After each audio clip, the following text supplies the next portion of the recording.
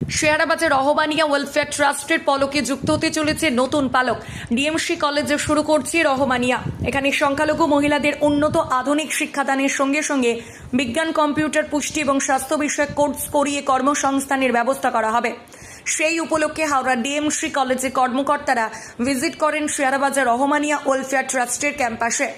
উপস্থিত ছিলেন হাওড়া ডিএমসি কলেজের জেনারেল সেক্রেটারি শেখ হায়দার আলী, শেয়ারাবাজার রহমানিয়া ওয়েলফেয়ার ট্রাস্টের সম্পাদক হাজী কুতুবুদ্দিন সহ আরও বিশিষ্ট ব্যক্তিবর্গরা। আজকের যে এই একটা ডিএমসি কলেজ নিয়ে শেয়ারবাজার রহমানিয়া ওয়েলফেয়ার ট্রাস্টের অফিসে একটা আলোচনা হলো, কি বলবেন?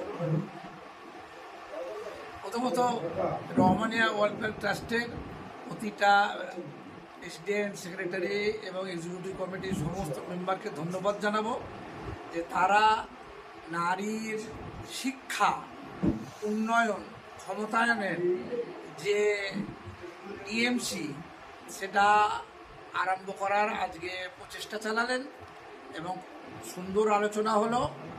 ওনারাও তৈরি এই ডিএমসিকে রহমানিয়া ট্রাস্টের আন্ডারে নিয়ে আরম্ভ করার। আমরাও সম্মতি জানালাম।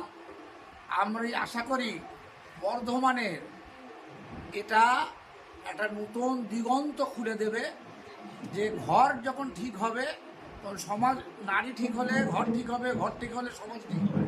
তো বর্তমানে নতুন আলোকিত হবে ইনশাআল্লাহ। আচ্ছা, এই ডিএমসি কলেজে কি কি বিষয় পড়ানো হবে যদি সেটা একটু বলেন।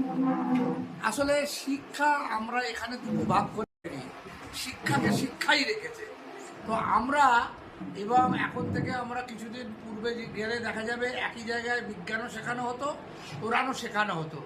আমরা ওই আদি অকৃত্রিম ওই শিক্ষাকে শিক্ষাই ডিএমসিতে প্রতিষ্ঠিত করেছি, যেখানে কলেজের মানুষের দরকার হয় জীবনে nutrition, health science, computer, teaching methodology. ঠিক উল্টোভাবে মানুষের দরকার হয় আকাইদ, মাসাইল, সিরাত, সুন্নাত এবং সুন্দর করে নবীর জীবনী জানা, জীবনে আনা এবং কোরআনকে সুন্দর করে জানা এবং নিজের জীবনে আনা। আমরা এই দুটো শিক্ষাকে একত্রিত করে ডিএমসিতে একটা প্রচেষ্টা চালাচ্ছি। সেই প্রচেষ্টায় আপনারা যে সম্মতি জানিয়েছেন, তো আগামীতে এটা খুবই ফলপ্রসূ হবে ইনশাআল্লাহ। আপনার নাম, পরিচয়? আমার নাম শেখ হায়দার আলী। আমি হাওড়া সাঁতারাগাছিতে থাকি, দিনিয়া মোয়াল্লেমা কলেজের জেনারেল সেক্রেটারি। শেয়ারাবাজার থেকে কৃষ্ণ স্যার রিপোর্ট, সোজা কথা নিউজ, পূর্ব বর্ধমান।